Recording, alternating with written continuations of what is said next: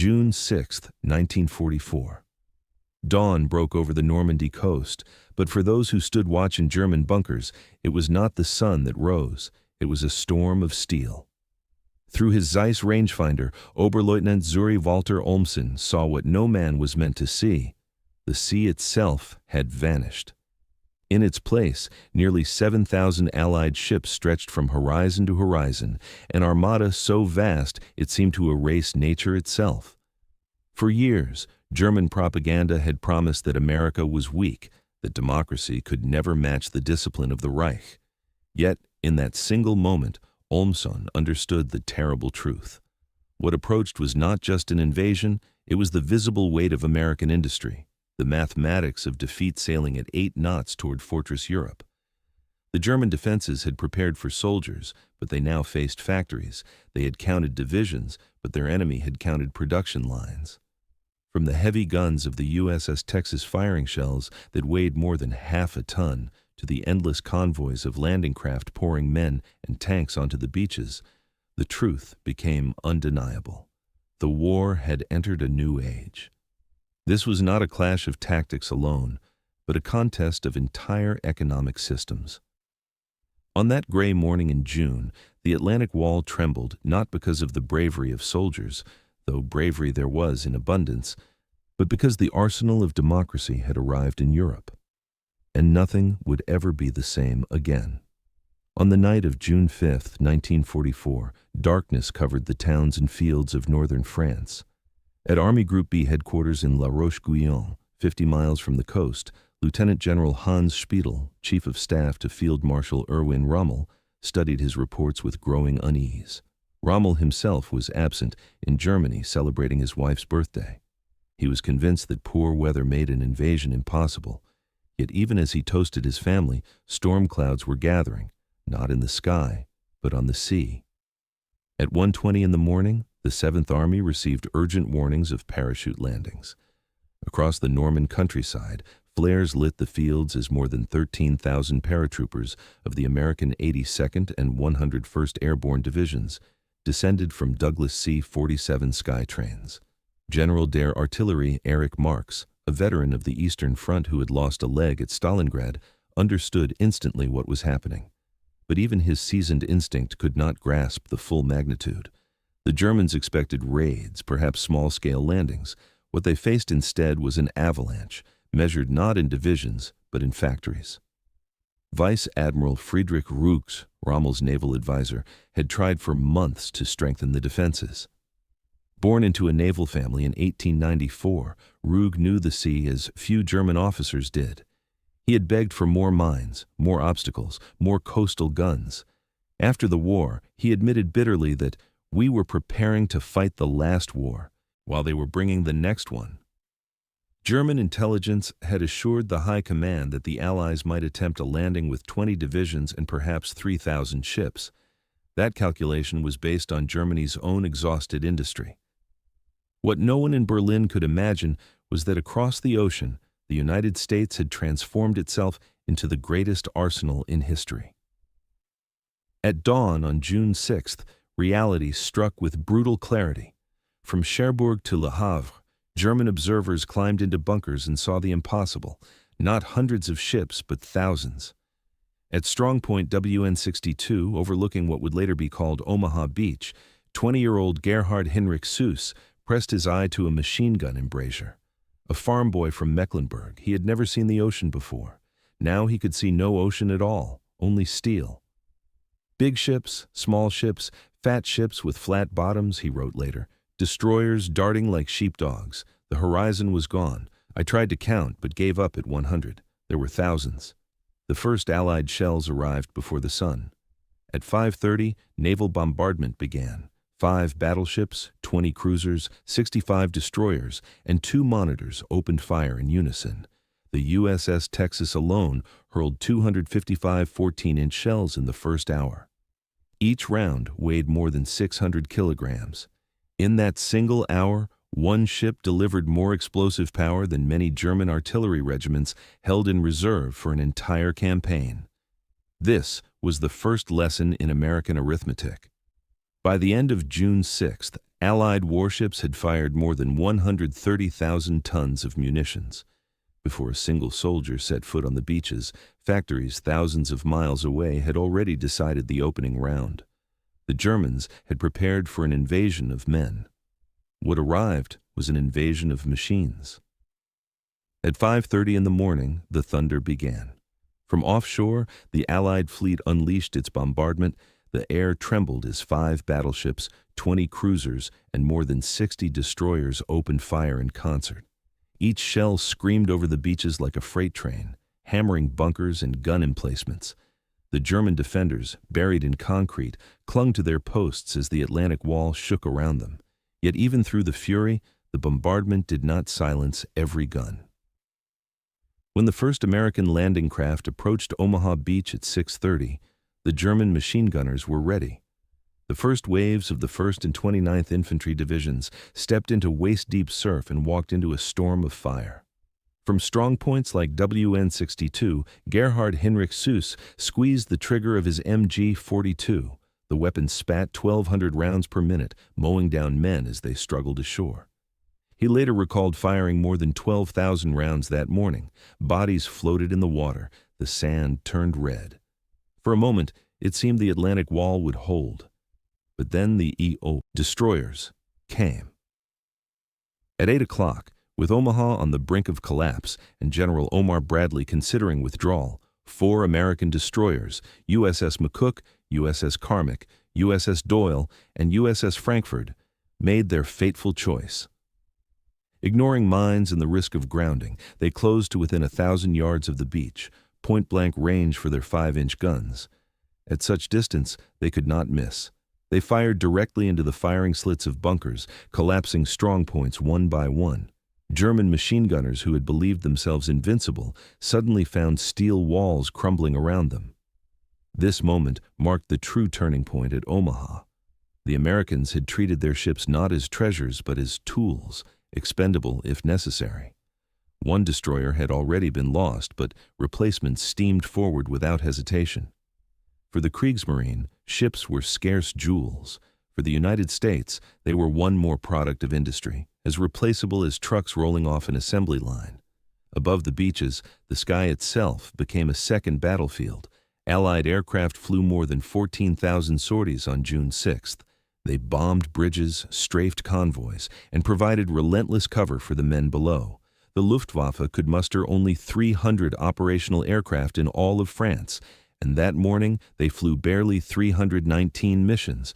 For every German plane in the air, there were 46 Allied fighters or bombers. Major Josef Priller and his wingman Heinz Wodarczyk managed a brief strafing run over Sword Beach, the only Luftwaffe attack that day. It was a gesture, not a battle. By mid-morning, the beaches were alive with machines. Landing ship tanks, 328 feet long, rammed their bows into sand and lowered ramps, disgorging Sherman tanks and trucks. Amphibious DUKWs swam ashore and rumbled inland, delivering supplies directly to frontline troops. Specially modified tanks, Hobart's Funnies, cleared mines, built bridges, and crushed obstacles.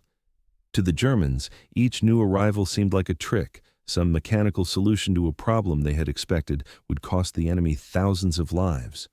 What they had not understood was that the Allies had engineered the invasion as much as they had planned it.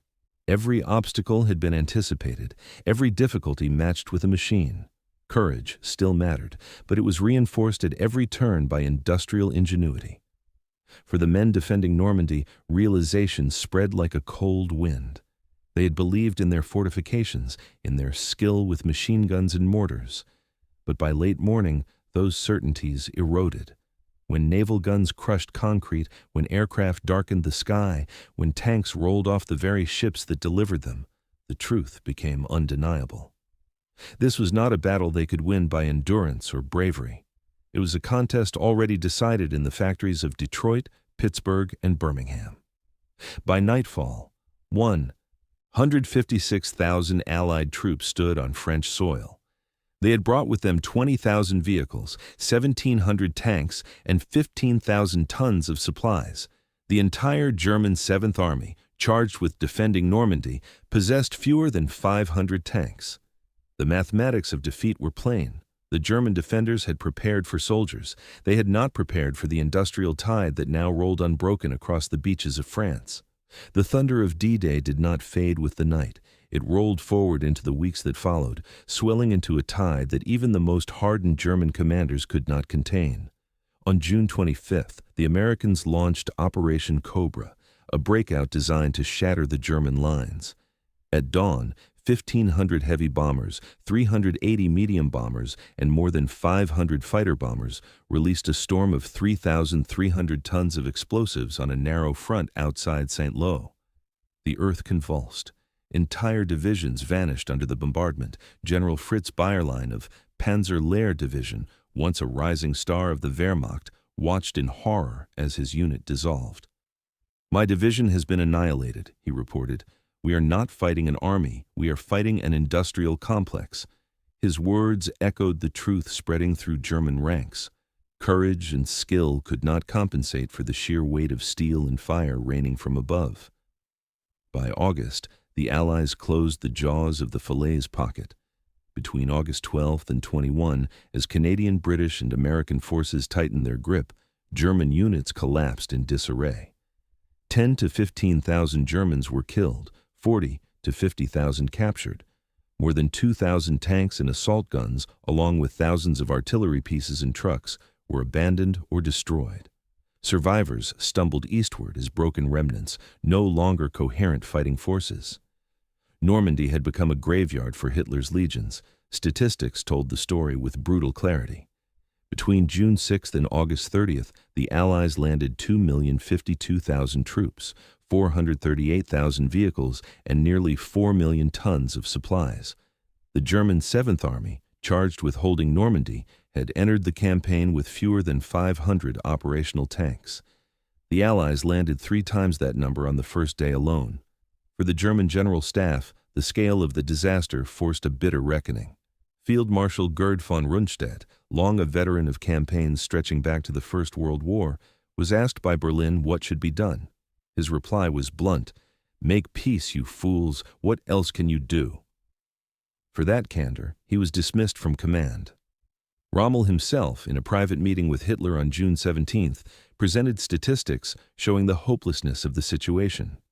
German divisions reduced to 30% strength, air supremacy lost, naval bombardment unstoppable. Hitler's response was fury, not reason. Rommel left convinced the war was already lost. Within a month, he would be implicated in the July 20th plot and forced to take his own life. The material comparison between the warring sides was staggering. In 1944, German industry managed to produce 39,000 aircraft, at its peak 1,854 tanks in a single month, and 68,000 trucks for the entire year. The United States alone built 96,000 aircraft, 29,000 tanks, and 650,000 trucks in the same year. And these numbers did not include British, Canadian, or Soviet production. By some calculations, the Allies' advantage in war material was 5-1. In trucks, it was 10-1.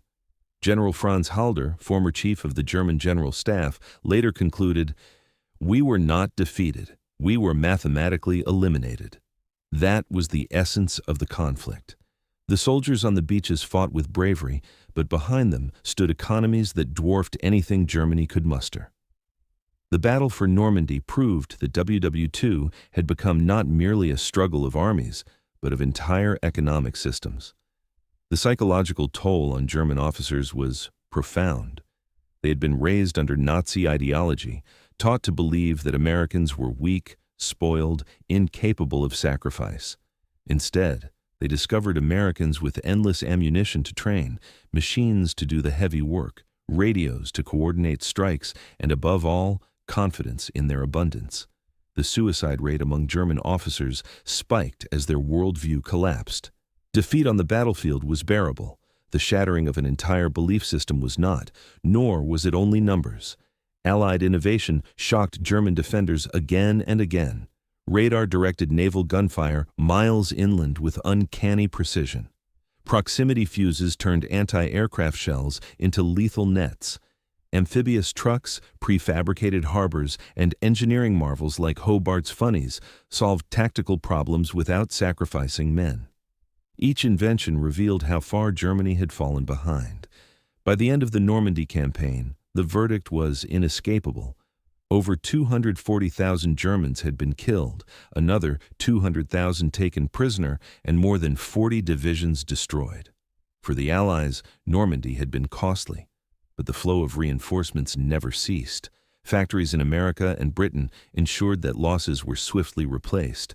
For Germany, each destroyed tank, each lost aircraft, was an irreplaceable wound. The survivors of the Wehrmacht understood what had happened. As General Günther Blumentritt later admitted, "We had prepared to fight soldiers. We found ourselves fighting factories." Normandy was the proving ground of a new reality.